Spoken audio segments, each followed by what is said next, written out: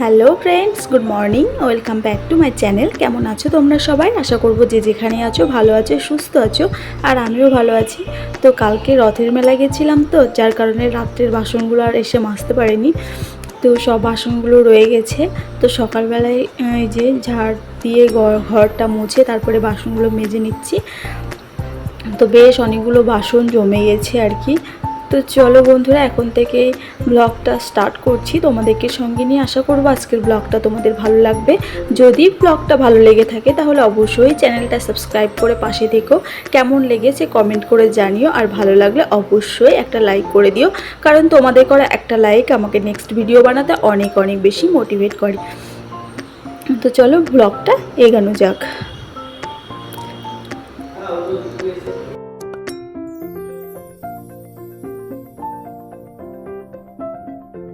আজকে বেশ আকাশটা পরিষ্কার রয়েছে, একদম সকালবেলায় ঝলমলিয়ে রোদ দিয়েছে দেখো। আর আজকে আমার ঘুম থেকে একটু উঠতে লেটই হয়ে গেছে, কারণ আগের দিন রাত্রেবেলায় ঘুমোতে দেরি হয়ে গেছে। তো দেখে মনে হচ্ছে বেশ অনেকটা বেলা হয়ে গেছে রোদ্রের অবস্থাটা দেখে। তো যাই হোক, আগের দিন তো গ্যাস ফুরিয়ে গেছিলো, তো তোমাদের দাদাভাই এখন চা কিনে নিয়ে আসলো।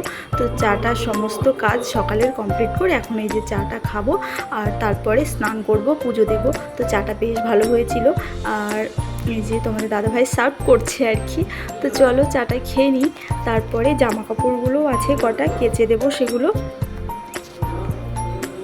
তো সকালবেলায় দুধ চা খেলে না ইদানিং দেখছি বেশ অম্বল অম্বল হয়ে যাচ্ছে, কিন্তু সকালবেলায় উঠেই যেন একটুখানি চা না খেলেই হয় না, আর লাল চা খেতে ইচ্ছা করে না, দুধ চাটাই খেতে মন চায়। বাট কি করব, গ্যাস্ট্রিকের এত প্রবলেম। হ্যালো এভরিওয়ান, তো চলো চা খাওয়া কমপ্লিট হলে বাজবো স্নান করতে।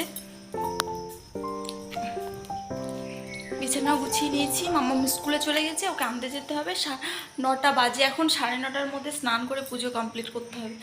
তো চলো গাইস, দেখতে থাকো তোমরা।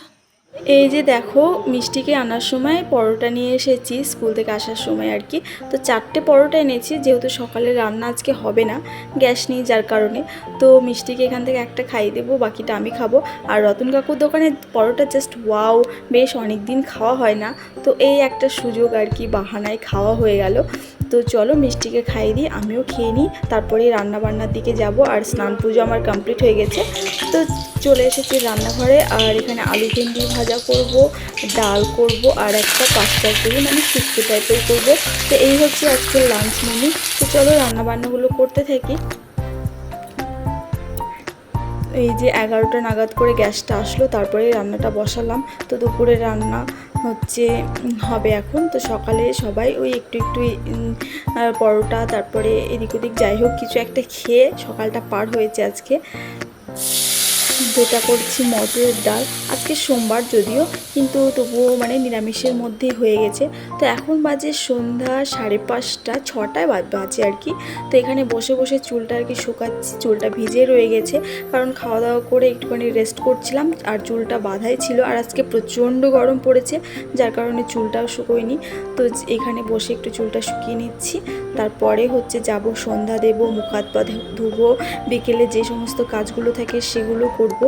আর এই যে যার কন্টেনারটা, এটা কিনেছিলাম আগে, আমার ব্লগে দেখেছো, তো ওটা ধুয়ে শুকোতে দিয়েছি। এটাতে এখন মামামের এই যে ছাতুটা ঢেলে নেব।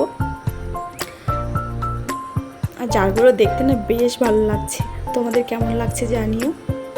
তো মামামকে সারাদিনে একবার করে ওকে ছাতু দিই, ও খায় কিন্তু। আর ছোলার ছাতুটা কিন্তু ভীষণ পুষ্টিকর, এটাও কিন্তু তোমাদের বাচ্চা থাকলে খাওয়াতে পারো দিনে একবার করে। তো গুড ইভিনিং গাইস, এখন চলে এসেছি রাত্রেবেলায় আবার রান্নাবান্নার পালা। তো এখন এই যে আলু পটলের চচ্চড়ি করে নিচ্ছি, আর করবো হচ্ছে রুটি। সন্ধ্যা দেওয়া কমপ্লিট হয়ে গেছে।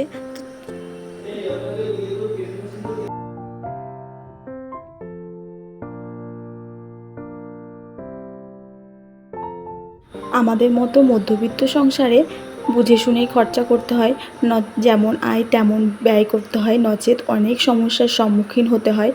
তো কি বলবো বন্ধুরা, মানে ইদানিং এমন কিছু কিছু সমস্যায় পড়তে হচ্ছে, যেগুলো বলার মতো নয় বা করার মতো নয়। তবুও কি বলবো, ওই যে বিপদ বলে না, বলে কহে আসে না, তো সেই হচ্ছে ব্যাপার।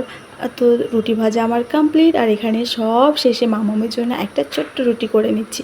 আমরা যখন ছোট ছিলাম জানো তো বন্ধুরা, তখন আমার মাও আমাকে এইরকম একটা ছোট্ট রুটি করে দিত। তো আমরা না এটা দেখে ভীষণ খুশি হতাম, এবং সেই রুটিটা মানে ছোট বলে দেখতেও ভালো লাগতো এবং খাওয়ার আগ্রহটাও থাকতো। তো যাই হোক, এখানে দেখো মায়ের জন্য আর মামামের জন্য খাবার নিয়ে নিয়েছি। তো এখন ওকে খাইয়ে দেবো একটা রুটি আর এই যে তরকারি। তো আর ওই যে ওর ছোটো রুটিটা, তো ও সেটা খেয়ে ঘুমিয়ে যাবে। আর এখন বেজে গেছে 9:30। আর মামা এতক্ষণ ধরে ও একা একাই খেলছিল জানো তো বন্ধুরা। ও এখন আজকাল আমাকে অনেক কাজে হেল্প করে, খুব একটা দুষ্টুমি করে না, তবে মাঝে মধ্যে বাচ্চা তো একটু করবেই। তো যাই হোক, তবে এই বয়সেও আমাকে এতটা হেল্প করে, এটাই আমার কাছে অনেক। তো বন্ধুরা, আজকের ভিডিওটা এই পর্যন্তই। কেমন লাগলো তোমাদের অবশ্যই কমেন্ট করো। ভালো লেগে থাকলে চ্যানেলটা সাবস্ক্রাইব করে পাশে থেকো। দেখা হচ্ছে নেক্সট ব্লগে। সবাই ভালো থেকো, সুস্থ থেকো, টাটা। আবার নতুন কোনো গল্প নিয়ে, নতুন কোনো ভিডিও নিয়ে, ব্লগ নিয়ে আবার আসছি তোমাদের সামনে।